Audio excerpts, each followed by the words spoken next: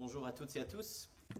Heureux de partager ce moment avec vous. J'espère que vous pourrez garder la page 800 ouverte afin qu'on puisse ensemble creuser un peu les richesses de ce texte. Si vous n'étiez pas en train d'habiter peut-être sous une pierre cachée cette semaine, vous aurez entendu parler des JO 2024. C'est peut-être ici ou là dans les médias, hein, les JO 2024, les Jeux Olympiques vont arriver à Paris. Et c'est la joie de la gloire. Nous aurons le privilège de voir les meilleurs sportifs du monde tout près de nous. Et les JO, je trouve que c'est un moment où on avance dans notre compréhension de ce que la Bible veut dire avec ce concept de la gloire. Qu'est-ce que c'est que la gloire? Eh bien, vous connaissez les noms peut-être de Laura Flessel, de Tony Estanguet, Teddy Riner, Renaud Lavillenie. Pendant des années, c'est des personnes qui travaillent, qui s'entraînent, qui mouillent la chemise, comme on dit. Et puis arrive la compétition, et ils sont confrontés aux meilleurs, les plus grands sportifs du monde. C'est très dur sans doute, les défis sont énormes, et si Dieu le veut, ils gagnent une médaille. Cette conjugaison de l'effort, la discipline pendant des années, parfois des décennies, la concurrence, la compétition, et puis la consécration, le moment de victoire, avec le fait qu'il y ait des témoins, des gens autour qui regardent, peut-être un stade plein de personnes, les gens qui regardent par la télé. Ces choses, tout ça ensemble, en fait, ça réjouit nos cœurs. Quand on voit une victoire comme ça, on est ravis de voir quelqu'un avec qui on peut s'identifier gagner une médaille. Parce qu'une victoire olympique, c'est glorieux. C'est quelque chose d'impressionnant. Alors le mot gloire, il y a deux racines. Il y a ce côté, le poids, la valeur de quelque chose qui est lourd, dans ce sens-là, d'avoir vraiment beaucoup de valeur. Et donc, c'est des années de discipline, le travail. Et en même temps, il y a ce côté éclat ou brillance. Donc ça, c'est les foules déchaînées, les médias, les flashs qui crépitent, la médaille, l'hymne national, et ainsi de suite. Donc, ces deux choses ensemble, en fait, ces deux idées, le poids, la valeur, quelque chose qui est lourd et qui est tellement important. Et en même temps, le côté brillant, éclat, impressionnant, ces choses, si on les met ensemble dans nos têtes, eh bien on arrive à ce qu'est la gloire. Une victoire olympique, c'est quelque chose de glorieux. Et on s'en réjouit, on peut s'en réjouir. Et on aime bien s'associer un peu à ça. On se dit, voilà, il y a Teddy Riner, il y a Tony Estanguet, et celui qui a gagné, eh bien, c'est pour nous, c'est notre équipe, c'est notre pays, c'est nous. Comme si un petit reflet de leur gloire nous est attaché. Donc, la gloire, c'est quelque chose qui est exprimé dans les JO. Et nos propres athlètes, bien, on se dit, est-ce qu'on y est pour quelque chose? Il faut dire ce qui est, non.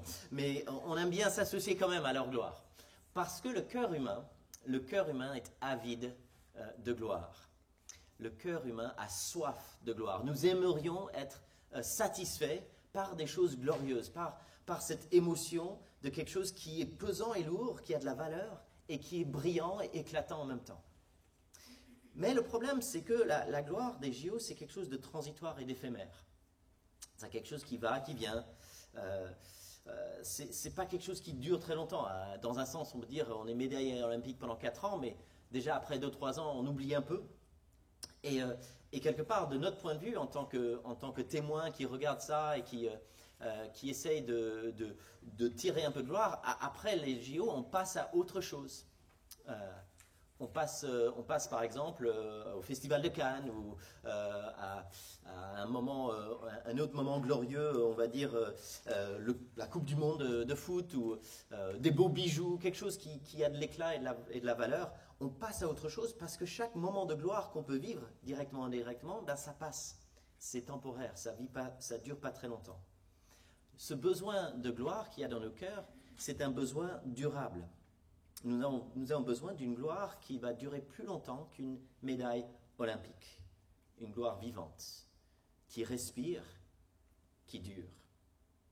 Nous avons besoin d'une pierre vivante, une pierre choisie et précieuse, pour nous révéler et nous communiquer une gloire qui dure.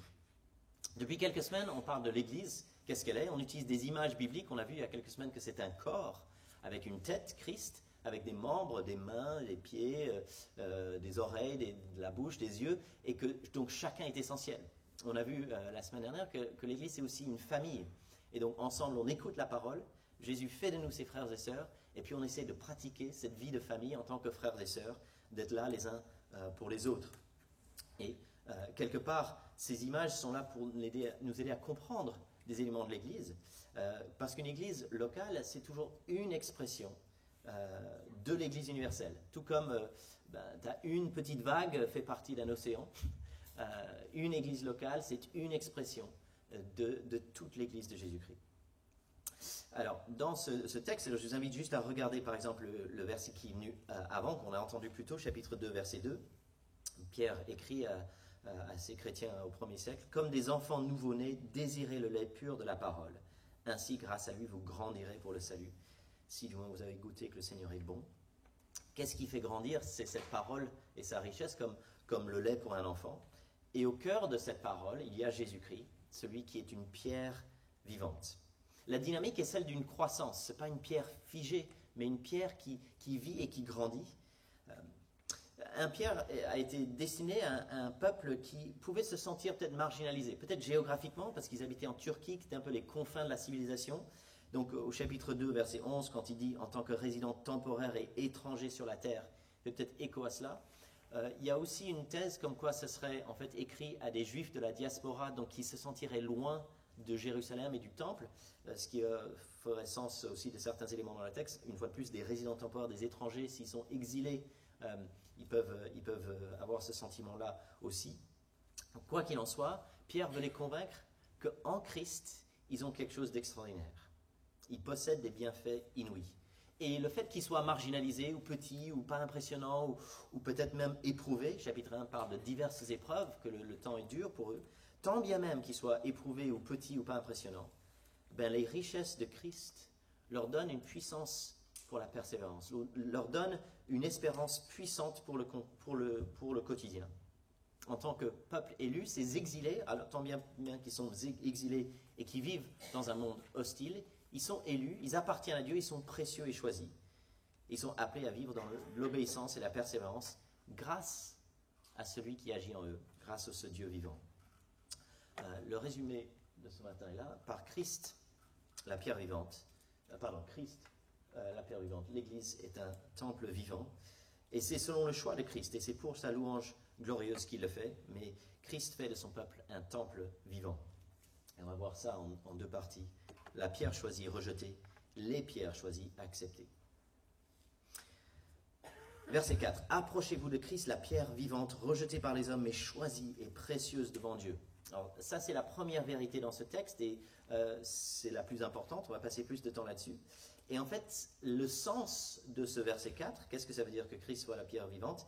Il donne plus de détails dans les versets 6 à 8. La pierre angulaire, ainsi de suite. Et puis le verset 5, « Et vous-même, en tant que pierre vivante, laissez-vous édifier pour former une maison spirituelle, un groupe de prêtres saints, afin d'offrir des sacrifices spirituels que Dieu peut accepter par Jésus-Christ. » Le sens de cela est plutôt détaillé dans les versets 9 à 10.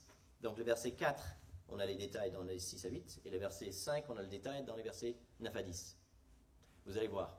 On va commencer avec le verset 4, et notamment ce qui en est dit dans le verset 4 et les versets 6 à 8, la pierre choisie, mais rejetée. Et puis on verra ce qui est dit sur les pierres choisies et acceptées. Jésus-Christ est cette pierre vivante, choisie et précieuse devant Dieu. Alors, comme ça, c'est peut-être une idée ou un concept qu'on a déjà entendu et qui nous semble normal. Voilà, Jésus est la pierre précieuse devant Dieu.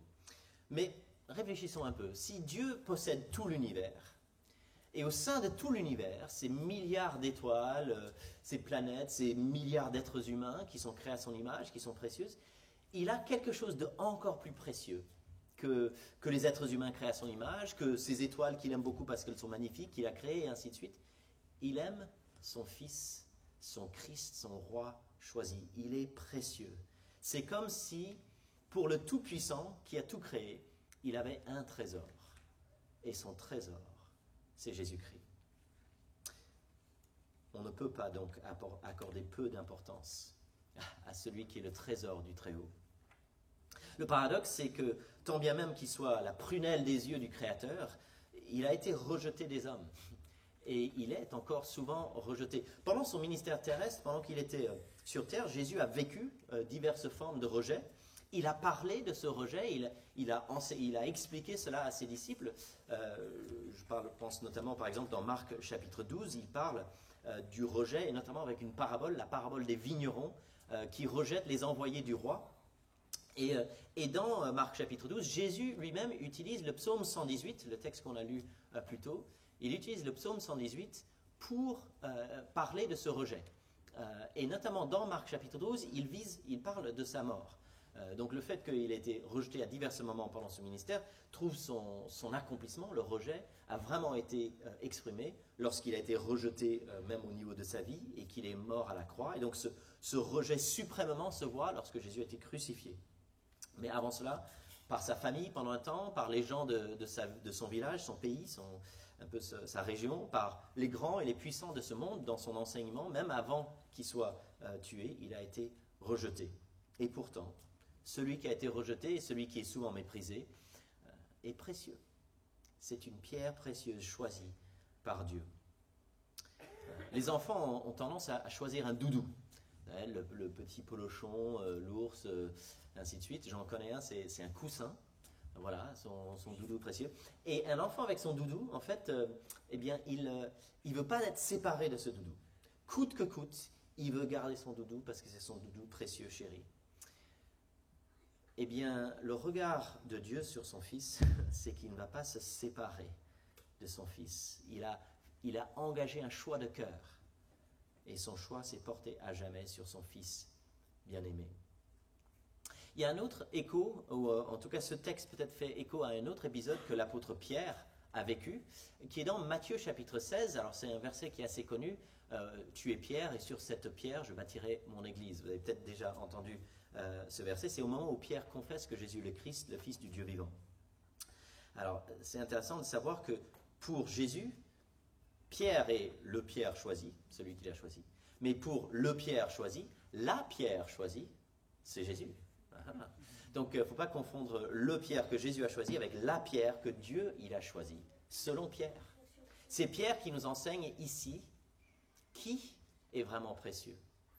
Et Pierre, lui, en tant que témoin, était essentiel et on construit sur son témoignage. L'Église existe parce que Pierre a annoncé à ceux qui l'entouraient la pierre précieuse et choisie, la pierre d'angle, qui est Jésus. Et Pierre était lucide sur le fait qu'il y a une seule pierre qui est essentielle et incontournable, c'est Jésus-Christ, la pierre que Dieu a choisie.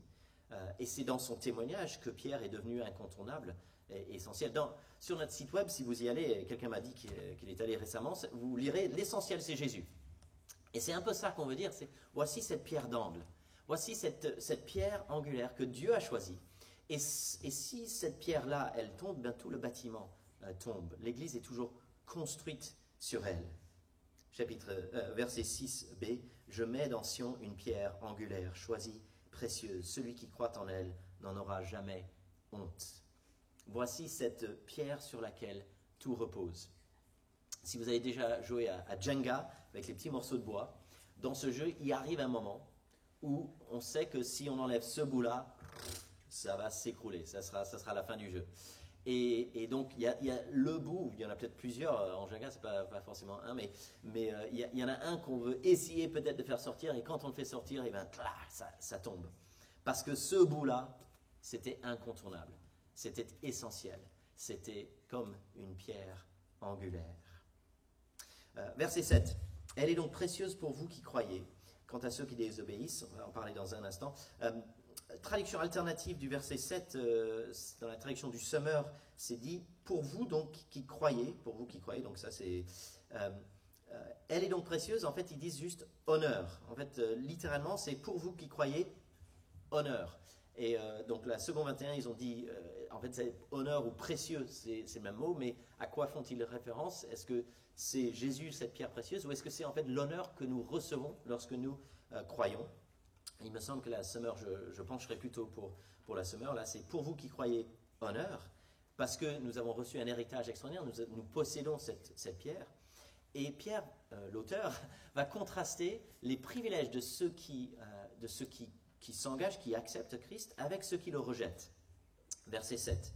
Quant à ceux qui désobéissent, la pierre rejetée par ceux qui construisaient est devenue la pierre angulaire. Elle est aussi une pierre qui fait obstacle et un rocher propre à faire trébucher. Ils s'y heurtent parce qu'ils désobéissent à la parole, et c'est à cela qu'ils ont été destinés. C'est un texte qui nous bouscule un peu, il me semble. Mais je crois que c'est un texte qui nous aide à être lucides. Jésus a été rejeté, que ce soit pendant son ministère ou notamment au moment de sa mort. Même au-delà de sa résurrection, il a été rejeté. Et aujourd'hui, beaucoup des grands de notre monde, que ce soit en politique ou dans les médias, que ce soit dans les entreprises, beaucoup de gens méprisent Jésus-Christ d'une manière ou d'une autre. Et pourtant, c'était le choix souverain de Dieu, dire je vais choisir celui-là. Jésus va être ma pierre précieuse. Et c'est aussi le choix souverain de Dieu qui s'étend à travers Christ à tous ceux qui s'accrochent à lui, qui croient, qui vont s'engager envers lui. Et donc, le choix souverain, donc par exemple, on le voit aussi au verset 9, vous êtes un peuple choisi. On verra ça dans quelques instants avec un peu plus. Donc le choix souverain sur Christ, le choix souverain sur ce peuple choisi, tous ceux qui viennent à Christ, mais le choix souverain englobe aussi le rejet et le mépris, parce que Dieu est pleinement souverain sur ceux qui le rejettent comme sur ceux qui le choisissent. Est-ce que ça veut dire donc que Dieu est injuste et qu'il condamne des innocents qui sont rejetés par Dieu? C'est à cela qu'ils sont destinés, donc ils n'y peuvent rien. Ils ne peuvent rien faire à cela. Il me semble que c'est important de voir que dans la Bible, le choix responsable des êtres humains est quelque chose que Dieu arrive à inclure dans sa puissance souveraine. Donc ce que nous faisons est en fait partie de ce que Dieu permet dans sa puissance souveraine, tant bien même que nous sommes responsables de nos choix et que nos actions sont les nôtres et nous en portons les conséquences. Donc, Dieu souverainement choisit une pierre, il choisit des pierres précieuses pour rejoindre cette pierre, et le rejet de ceux qui ne veulent pas de cette pierre, elle est incluse dans sa volonté souveraine, sans pour autant faire en sorte que Dieu serait responsable de leur choix. Ils sont responsables de leur choix, mais Dieu maîtrise ces choses. Alors, une autre façon de le voir, c'est que Dieu, dans sa grâce, permet à certains d'accepter Christ, mais à la base, notre choix naturel, tous, c'est le rejet. Naturellement, le cœur humain rejette la pierre que Dieu a choisie. C'est notre réponse, je dirais, normale, quelque part. Et c'est par la grâce de Dieu que certains sont libérés de ce rejet naturel afin de pouvoir accepter avec joie cette pierre. Le destin, le choix souverain de Dieu n'enlève pas la responsabilité des hommes, loin de là. Son jugement est parfaitement et sera parfaitement juste. Mépris, rejet de cette pierre précieuse. Cette semaine, je discutais avec un jeune homme qui a récemment découvert l'Évangile et il m'a dit qu'il y a quelques mois, il m'a dit, je m'intéressais aux religions. L'islam, je trouvais ça intéressant, le bouddhisme, c'était très intéressant, même toutes les religions, mais pas le christianisme. Et c'est vrai, quand il pense, c'est un peu marrant qu'aujourd'hui en France, j'ai l'impression que la position de base, c'est le christianisme. On l'a essayé, ça ne nous intéresse pas, mais le bouddhisme, ça c'est intéressant. Ou l'islam, il faudrait que je découvre plus et que je comprenne. Et il y a une sorte d'ouverture pour tout, sauf le christianisme. Jésus-Christ était méprisé déjà il y a 2000 ans. Jésus-Christ était considéré comme moins intéressant peut-être que d'autres il y a déjà 2000 ans. Et pourtant, il est cette pierre précieuse, choisie par Dieu, tant bien même qu'il a été rejeté. Faustino Asensio Lopez est un Espagnol, il habite à Ciudad Real, c'est au sud de Madrid. Et il y a quelques décennies, je pense environ 35 ans, avec son épouse, ils ont découvert dans leur champ, peut-être en labourant leur champ, ils ont découvert une grosse pierre. C'est une pierre qui pèse à peu près 100 kilos. Et ils se sont dit, c'est une pierre qui a été peut-être détachée par des explosions pendant la guerre civile dans les années 30 en Espagne. Ils ne sont pas penchés beaucoup sur la question. Ils ont pris cette pierre, ils l'ont mis dans la cave, et pendant des décennies, ils l'utilisaient comme un presse-jambon, parce qu'ils faisaient de la charcuterie. Mais un jour, ils ont vu un documentaire à la télé. Et dans ce documentaire, ils ont mentionné le fait qu'en Espagne, il y a eu des pluies de météorites et qu'on peut en trouver. Et ils se sont posé des questions, et dans le doute, ils sont allés voir l'avis d'un expert. Et l'expert leur a déclaré que ce caillou vaut 3,4 millions d'euros, parce que c'est une météorite. Issu d'un milieu modeste, ce couple n'imaginait pas que la fortune se trouvait tout près d'eux, dans leur cave. Chers amis, il y avait cette pierre qui était méprisée, qui a fait leur fortune en fait. Ils ne le savaient même pas, c'était là à côté d'eux, mais c'était une pierre précieuse.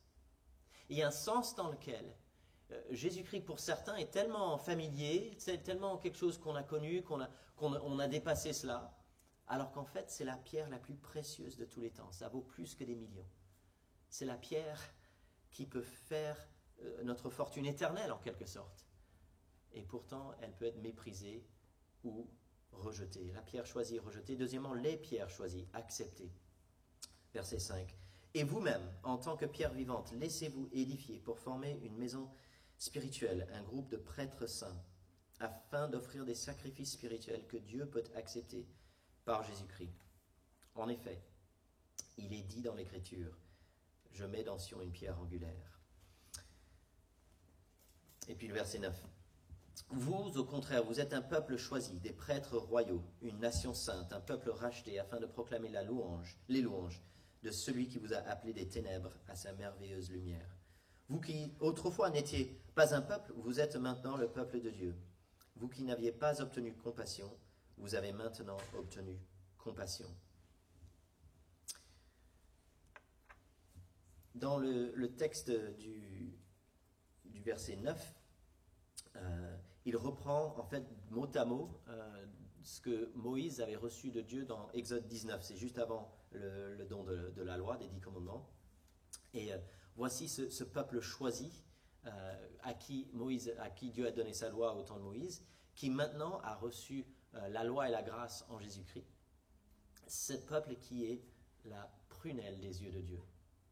Tous ceux qui s'approchent de la pierre choisie, grand P, grand C, deviennent à leur tour des pierres choisies et vivantes, qui se laissent édifier en maison ou en temple spirituel. On peut aussi traduire le verset 5 pour se laisser édifier en temple spirituel. Notez bien que laissez-vous édifier, c'est ouvrez-vous à l'œuvre de Dieu. C'est lui qui fait. C'est Dieu qui souverainement construit, qui bâtit pas à pas. C'est lui qui prend des pierres qui ne servaient pas à grand-chose et qui les rassemble pour faire un bâtiment, un lieu précieux. Ce peuple qui était désobéissant, qui n'avait pas obtenu compassion, devient ensemble un peuple de prêtres saints, ou de cette nation sainte, ces personnes, ces prêtres royaux, c'est un peuple qui vit une nouvelle dimension, une nouvelle réalité. Les prêtres saints, ce n'est pas certains des chrétiens, c'est tous ceux qui appartiennent à Christ. Ce n'est pas celui qu'on appelle pasteur ou prêtre, non. Tous ceux qui appartiennent à Christ sont des prêtres saints, sont une nation sainte, des prêtres royaux. C'est ensemble, bien sûr, qu'on l'est. Ce n'est pas séparément. Vous savez, si vous prenez une pierre, une brique, ce sera peut-être plus simple pour nous l'imaginer comme ça avec une brique, vous la placez par terre quelque part, comme ça vous la laissez, vous allez peut-être vous faire mal, ou quelqu'un va se faire mal en passant dessus, et ça ne sert pas à grand-chose en fait. Mais si vous en avez plein, et vous l'organisez un peu, ça fait une maison, ça fait un lieu de rencontre, un lieu de sécurité, de protection des éléments, et ainsi de suite. Donc une pierre toute seule, on trébuche dessus, on se fait mal, mais plein de pierres ensemble, c'est une maison, c'est un bâtiment, c'est quelque part où Dieu peut habiter. Nous devons sortir de cet individualisme occidental, moi et Dieu, pour réaliser à quel point c'est important qu'on soit ensemble, pour, en tant que pierre vivante, unis les uns aux autres, on construise, ou que Dieu construise, une maison où il va habiter, lui, pour exprimer sa gloire, pour révéler sa grâce. En lui, nous pouvons former cette maison, il peut nous édifier en maison, qui devient un lieu de sacrifice spirituel. Alors, Pierre fait appel dans ce texte à un langage qui peut-être pas le nôtre, temple, sacrifice, prêtre. C'est des choses qu'on ne connaît pas forcément en fait cette réalité du 1er siècle. Pour un juif du 1er siècle, Jérusalem, le temple, c'était un lieu extraordinaire. C'était un peu pour eux le centre du monde quelque part. C'était le lieu le plus précieux où il y avait cette rencontre entre Dieu et les hommes. Le ciel et la terre se rejoignaient en quelque sorte. C'était un lieu de révélation, de gloire. C'était un lieu de réconciliation par les sacrifices. Le temple, c'était juste tellement précieux pour ces femmes, ces hommes du 1er siècle. Et il leur dit, en fait, en Christ, vous êtes ce temple-là. Vous n'avez pas besoin de vous lamenter d'être loin de Jérusalem. Maintenant, en Christ, il y a une véritable maison qui est formée pour que Dieu y habite par son esprit. Et les sacrifices spirituels dont il fait référence au verset 5, il me semble qu'il va en fait donner le détail dans pas mal le reste du bouquin, mais le reste de sa lettre, pardon. On peut le voir au verset 11, s'abstenir des désirs de notre nature propre qui font la guerre à l'âme, ou verset 12, ayez une bonne conduite au milieu des non-croyants, remarquez votre belle manière d'agir. Les nouveaux sacrifices, c'est pas de tuer un agneau, mais c'est de vivre la vie que Dieu nous demande de vivre. Et parfois, c'est un sacrifice parce qu'on doit renoncer à soi-même pour dire oui à Christ. Et c'est ces sacrifices-là qui révèlent la gloire de Dieu. Vous êtes un peuple choisi, des prêtres royaux, une nation sainte. Une église, c'est une construction de pierres choisies, acceptées par Dieu, alors que nous ne le méritions pas. Ce n'est pas un bâtiment, ce n'est pas des pierres mortes. On ne devrait pas dire un temple pour un bâtiment d'église protestante, à mon avis.